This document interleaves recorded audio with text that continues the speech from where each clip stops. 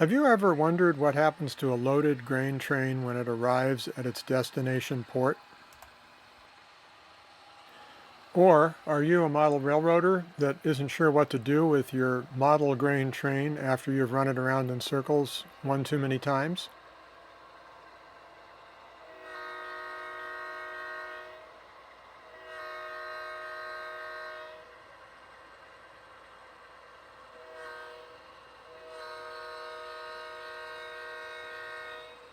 Or do you just enjoy watching trains that involve large locomotives and cabooses?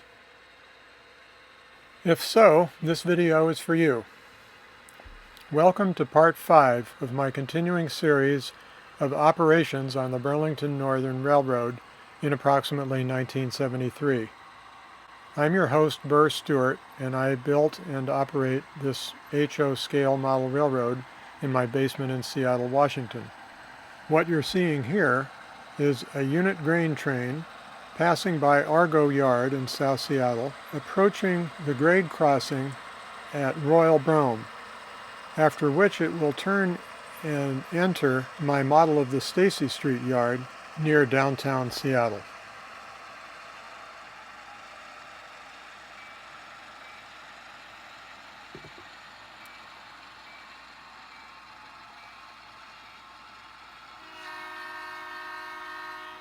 The history of the real Burlington Northern Railroad is being kept alive today by a nonprofit organization called the Friends of the Burlington Northern Railway, or FOBNR for short. Just for fun, they decided to put their logo on the side of an HO scale BN grain car.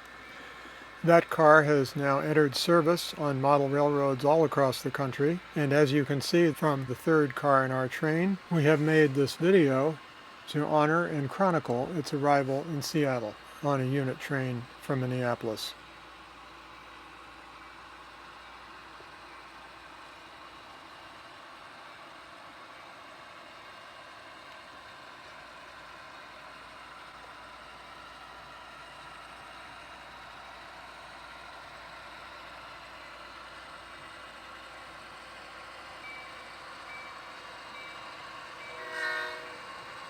You might wonder why a unit train approaching from the Midwest would come into Seattle from the south instead of coming across the mountains. The answer is that these unit grain trains were very heavy, and the Burlington Northern management decided it was more efficient, since they were not the highest priority trains, to run them along the Columbia River from Spokane down to Portland and then up to Seattle.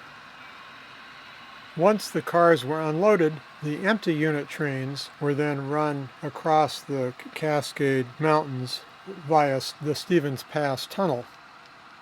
I look forward to producing that video as well, but today we're just going to concentrate on the arriving train and how it gets broken down so that it can be unloaded at the grain terminal in Seattle.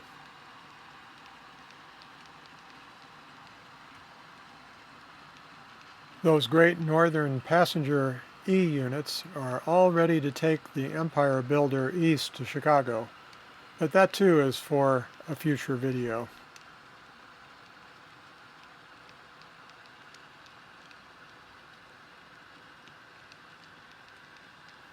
This 22-car unit grain train looks pretty good stretched out along that track, but will it fit in the passing siding that's available?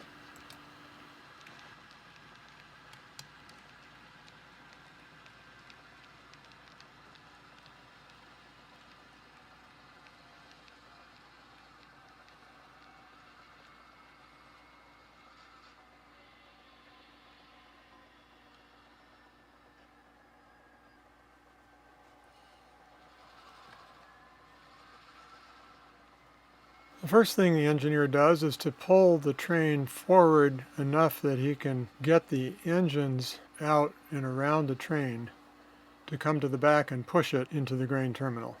Let's move the cameras back to that end of the train and see what's going on. There's our FOBNR car.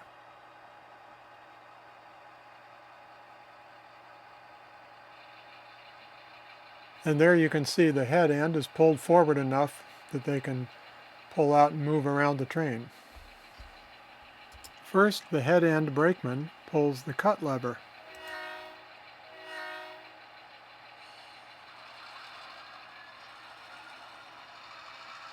In the distance you can see Seattle's King Street station plastered on the wall, and on the left you can see the Milwaukee car barge where cars were shipped from Seattle to Port Angeles in Victoria, British Columbia.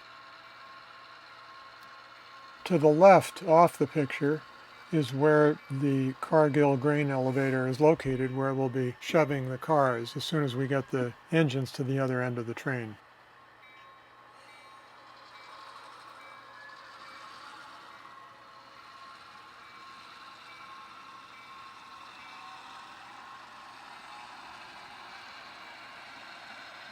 Our motive power today is a GP35 sandwiched in between two GP38-2s.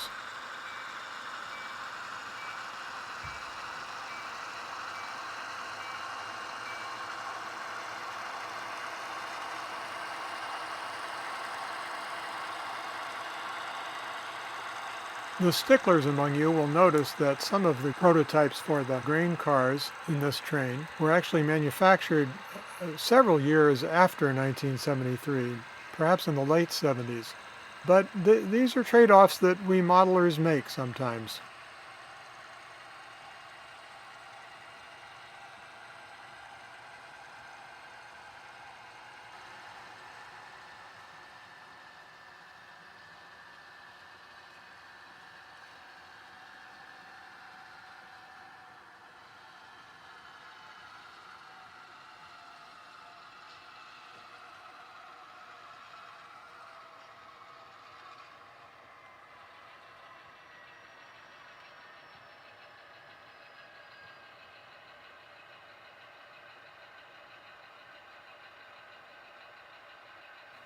Well, we seem to have a problem here. The runaround track is not quite long enough for the train.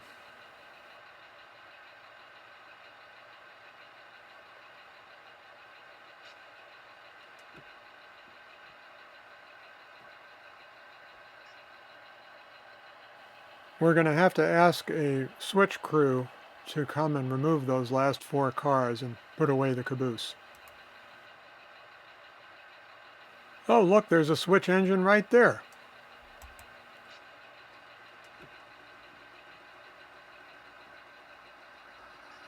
They'll start up their engine and get right to work.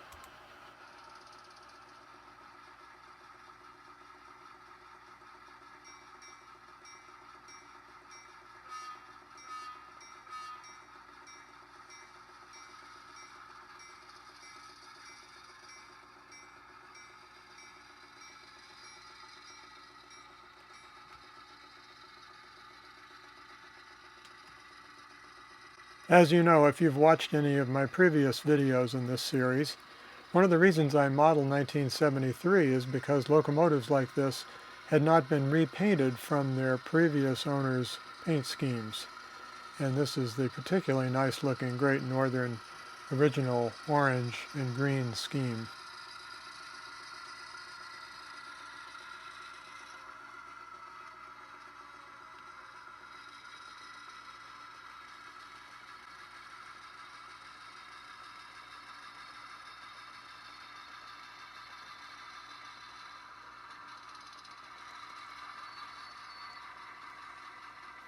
Well, now the switcher crew needs to confer with the conductor and the caboose and figure out how many of the cars they need to cut out in order to clear the locomotives for their runaround maneuver. And of course now the brakeman needs to walk down there and make the cut.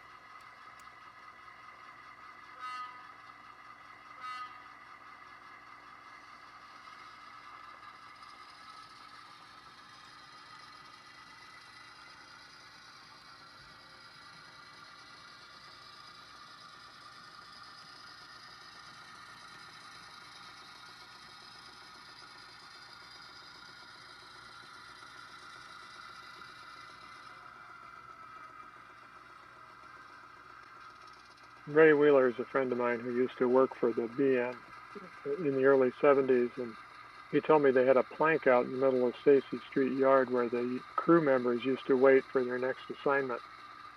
And so we built this little model of that plank in the middle of the yard. You can see one of the guys is standing up wondering what on earth this fuss is that we're making right now about the end of the grain train.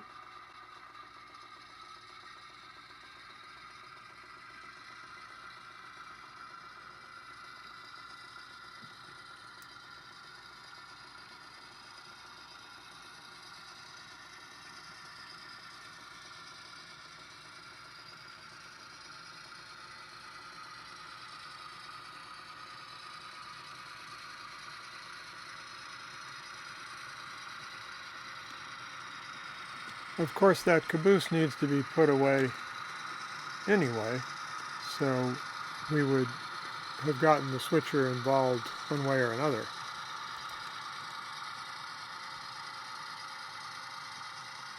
That's another reason it's fun to model 1973, because they still were using cabooses.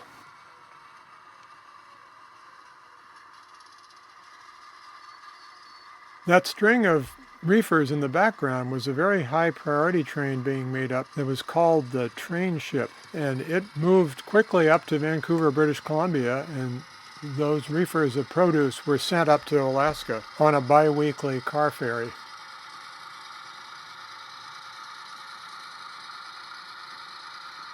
Now we'll go park that caboose on the service track, which is nearby. I thought it was cute when the BN painted their cabooses green and yellow. They painted the couplers yellow, so I did that on some of mine.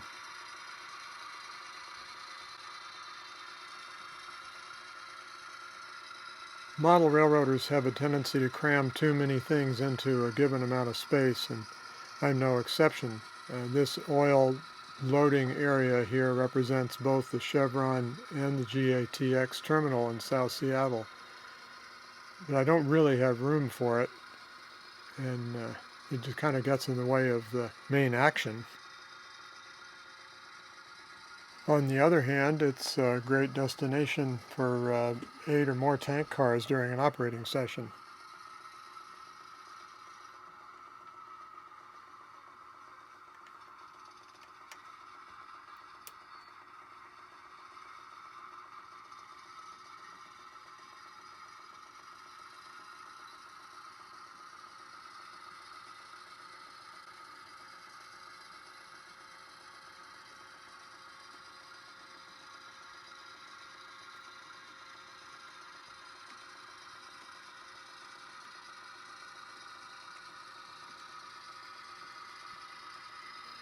Speaking of destinations for cars at an operating session, you might wonder what that boxcar is doing on the caboose servicing track.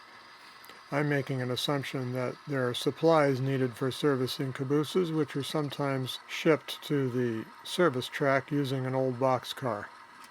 So there it is. Now let's get back to the main job at hand, which is running around the unit grain train.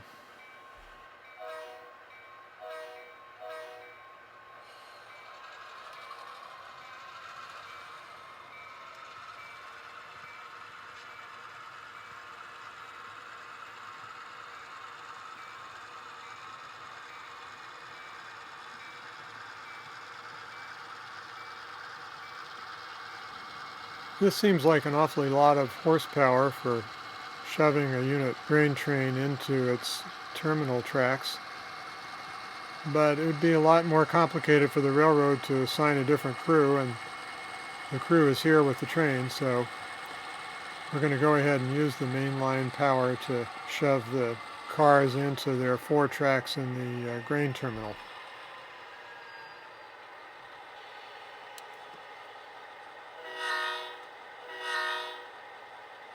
If you notice the coupler on the front of that engine, it sticks out a little far because it's an extended length Katy coupler, and that's because it keeps the opposing coupler from fouling the snowplow on the front of the engine. Makes the coupling more reliable. Doesn't look as good, but it's worth the trade-off.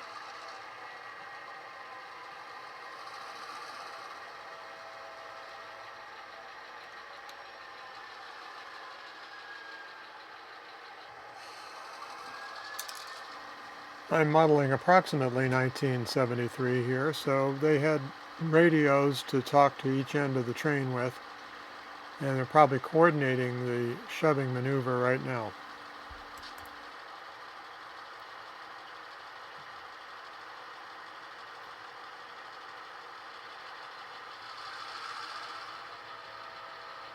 There they go.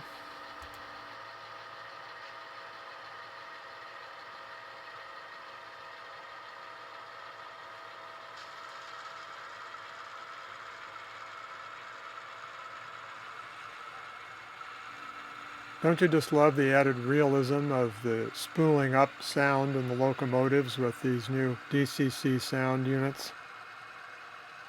I know I do.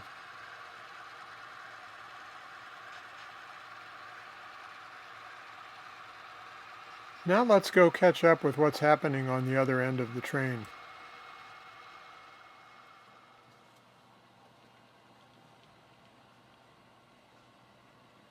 We're shoving our unit grain train into a gross approximation that I've built of the Pier 86 Cargill grain terminal in downtown Seattle. This 4 million bushel capacity grain elevator is a major shipping off point for exports of beans and legumes from all over the Midwest to all over Asia. It has a major yard for receiving loaded hoppers and storing empty hoppers, but I've condensed it down into just 4 tracks on a shelf above the dispatcher's panel, as you can see. The first 2 tracks, including the one that we're just spotting cars on, are the actual unloading tracks with under-track augers to take the grain out of the arriving hopper cars and put them in the grain elevator. I haven't built those models yet, but eventually you'll see a canopy over these cars on the first 2 tracks. The 2 tracks behind them, tracks 3 and 4, are just holding tracks. So in today's video, we're just going to shove the entire train into these 4 tracks. But it seems to me that at a future operating session, I should be taking the first 2 tracks and exchanging them with the second 2 tracks in order to simulate the loading operation. I've never actually done that in an operating session, but I look forward to it happening in the future.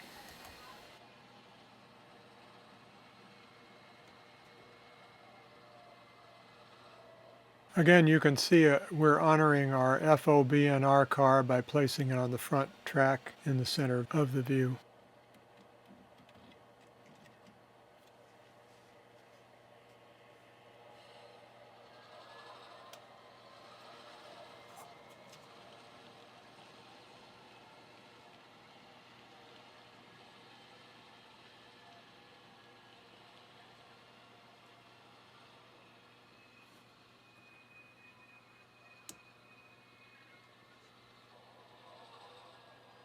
The inset view on the right shows what it might look like from a pedestrian stuck at the grade crossing there while the switching action impedes its progress. Don't ask me how I know about this.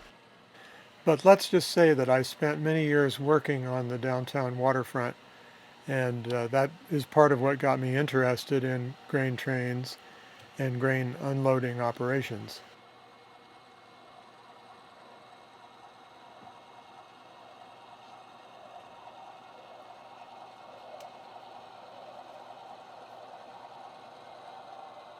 Well, we've gotten down to the engine, so it looks like we've only got 1 more track to load and we'll be finished. Well, except for putting away the engines. You notice that I stuck a few different cars in this train that weren't just purely BN green cars.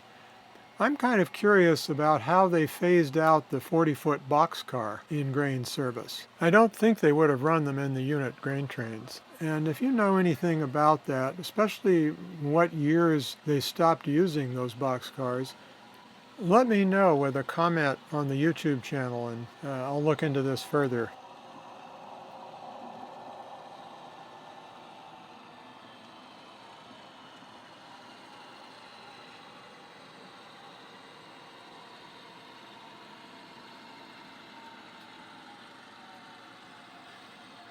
Well, you can see in the inset, we've got all 4 of our grain terminal tracks loaded now with cars.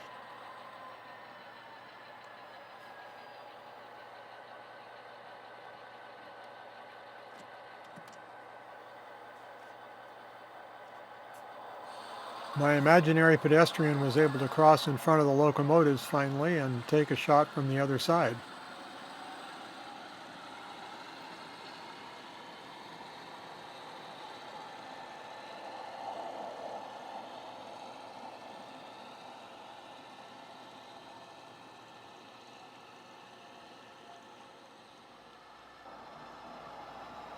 You can see on the left the small Akaso action camera that I've been using to film the eye-level views, such as the one in the inset.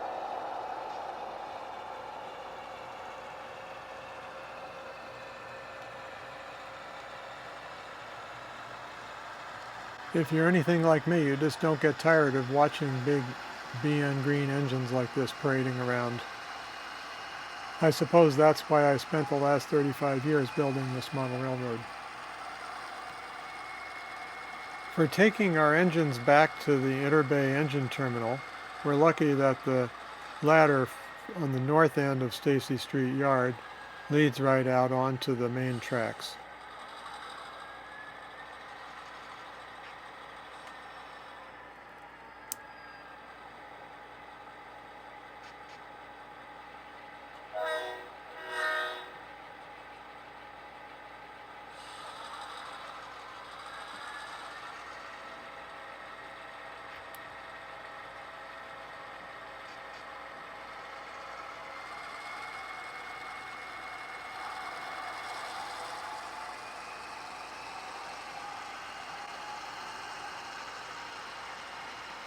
Those 4 cars on the left are being held to be shipped to Ferndale, where there's an aluminum plant north of Bellingham that shipped aluminum ingots all over the country on a very high priority local called the Fern Turn, which went from Seattle to Ferndale and back with these empty and then loaded cars returning.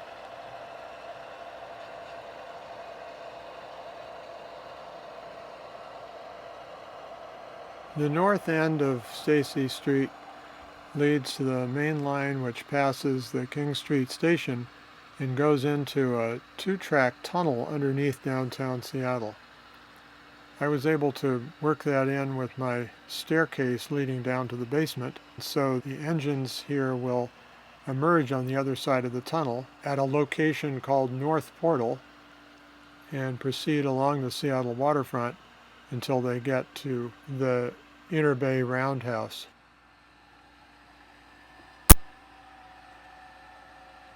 There's Mount Rainier off in the distance.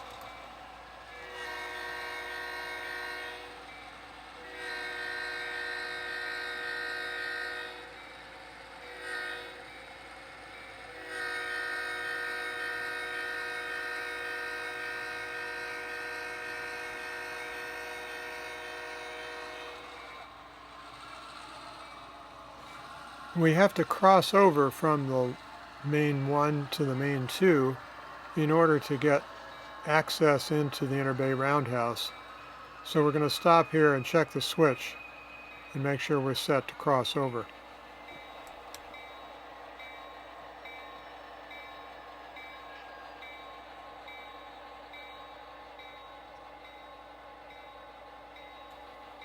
Looks good.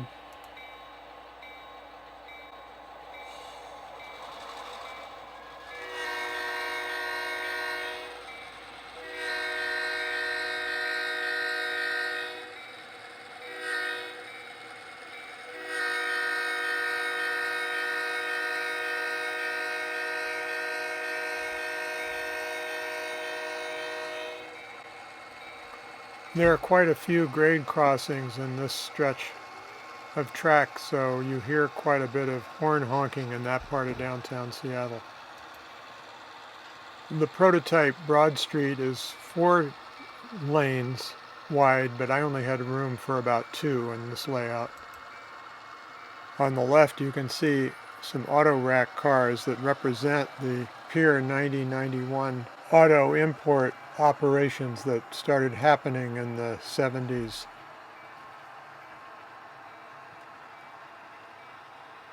We need to stop here and line the turnout so we can go into the Interbay engine terminal. On the prototype Balmer Yard in Interbay, that turnout is a favorite rail fanning spot where you can watch engines come and go from the engine terminal off the main line.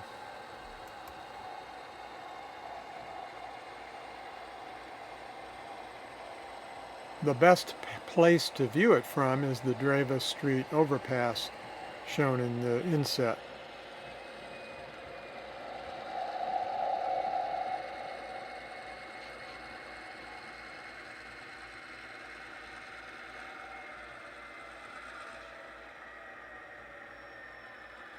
One last switch to throw and we're lined to take our place on the engine service tracks in Interbay.